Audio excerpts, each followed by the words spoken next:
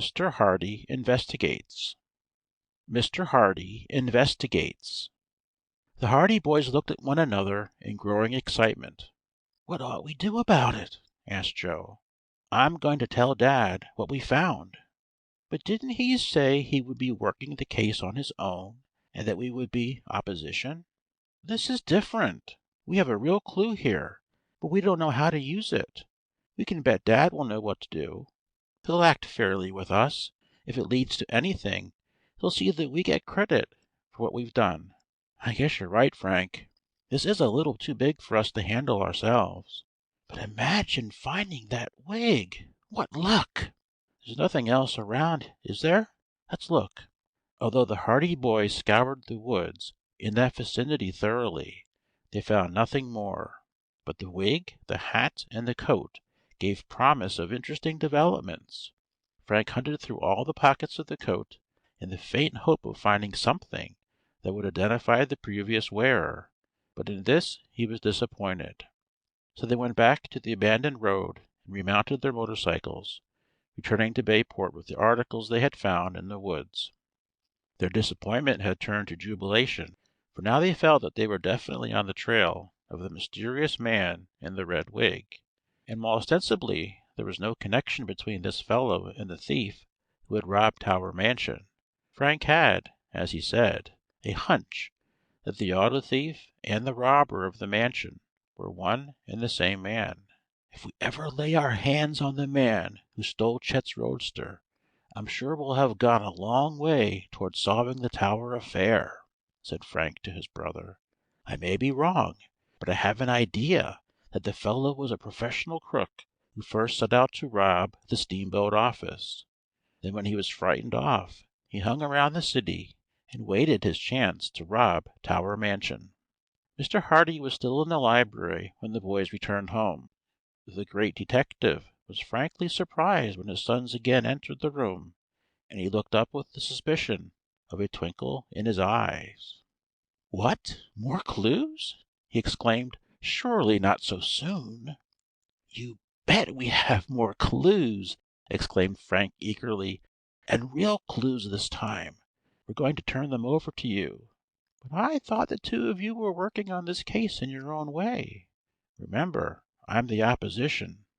"Well, to tell the truth, we don't know just what to do with what we've found," admitted Frank. "And anyway, we know you'll be fair with us, so it doesn't matter. Look." And with that, he tossed the red wig on the table. He kept the coat and hat behind his back. Fenton Hardy leaned forward quickly and picked up the wig with an inquiring glance at his sons. "So," he murmured, "you found the wig." He examined it intently. Then he opened a drawer of his desk and produced the fragment of wig that the boys had found in the smashed car by the road. This he applied to a torn part of the wig itself. It fitted perfectly.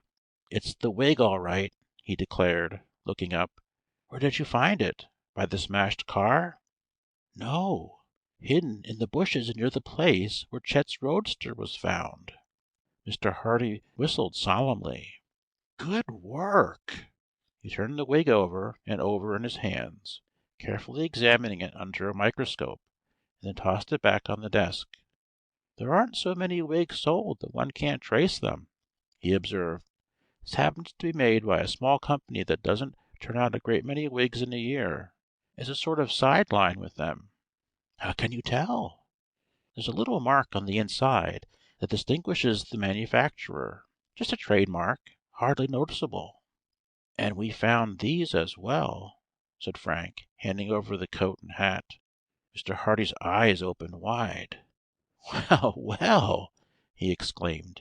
"You have been busy, haven't you? They were all hidden in the same place. And well hidden, too, I'll warrant. We were sure there must be clues of some kind around that car, so we searched every inch of the woods round about." "Good!" said Mr. Hardy approvingly. "You didn't miss any chances. I'm not saying these clues will lead to the capture of the fellow, but they will go a long way toward finding him." "What should we do with them?" Mr. Hardy looked up at his sons and smiled. "Well, you've shared your clues with me, so I suppose I may as well share some of my experience with you. What do you say if I go to the city and try to trace up some of these labels? This hat, for instance." And he picked it up from the table, examining the band intently. "There is a label here. Of course, the hat may have been sold a long time ago, and it isn't likely that the man who sold it would remember who bought it. But there's always the chance that the store may not be far from where the fellow lives. You get my idea? And the coat, too. If we can find any trace of who bought the wig, we may be able to connect up the other things as well." "Gosh, I never thought of that," admitted Frank. "It's a slim chance. But as I said before, we can't afford to overlook any chances. I'll take them to the city and see what I can do. It may mean everything, and it may mean nothing. Don't be disappointed if I come back empty-handed, and don't be surprised if I come back with some valuable information." Mr. Hardy tossed the wig, the coat, and the hat into a club bag that was standing open near his desk. The great detective was accustomed to being called away suddenly on strange errands, and he was always prepared to leave at a moment's notice. "Not much use us starting now," he said, glancing at his watch, "but I'll go to the city the first thing in the morning. In the meantime, don't rest on your oars, as the saying is. Keep your eyes and your ears open for more clues. The case isn't over yet by any means." Mr. Hardy picked up some papers on his desk, as a hint that the interview was over, and the boys left the library. They were in a state of high excitement, for they were confident now that they had made valuable progress in the case, and they were sure that if the wig and the garments could be of any use at all toward locating the crook, Mr. Hardy would be the man to use them. When they went to bed that night, they could hardly sleep, so elated were they over their discovery near the abandoned roadway. "He must have been a pretty smart crook," murmured Joe, after they had talked long into the night. "That idea about the wig was clever. I'll bet he was an experienced guy." "The smarter they are, the harder they fall," replied Frank. "It's the experienced crook that the police always look for. If this fellow has any kind of a record at all, it won't take long for Dad to run him down. I've heard Dad say that there is no such thing as a clever crook. If he was really clever, he wouldn't be a crook at all." "Yes, and I guess there's something in that, too. But it shows that we're not up against any ordinary amateur. This fellow must be a slippery customer." "He'll have to be mighty slippery from now on. Once Dad has a few clues to work on, he never lets up till he gets his man." "Well, let's hope he gets this one. He'll think a lot more of us as detectives if he does." And with that the boys fell asleep. When they went down to breakfast the following morning, they found that Fenton Hardy had left for New York on an early morning train. The Hardy boys went to school, but all through that morning they could scarcely keep their minds on their work. Their thoughts were far afield. They were wondering how Fenton Hardy was faring on his quest in New York. It was not until after Frank had drawn a reprimand from one of his teachers because he absent-mindedly answered "Red Wig" when asked to name the capital of Kansas, that they settled down to work, and tried to put the affair of the wig and the abandoned clothes from their minds. Slim Robinson was at school that day, but after 4 o'clock he confided to the Hardy boys that he was leaving. "It's no use," he said. "Father can't keep me in school any longer, and it's up to me to pitch in and help the family. I'm going to start work to-morrow for a grocery company." "And you wanted to go to college!" exclaimed Frank. "It's a shame, that's what it is."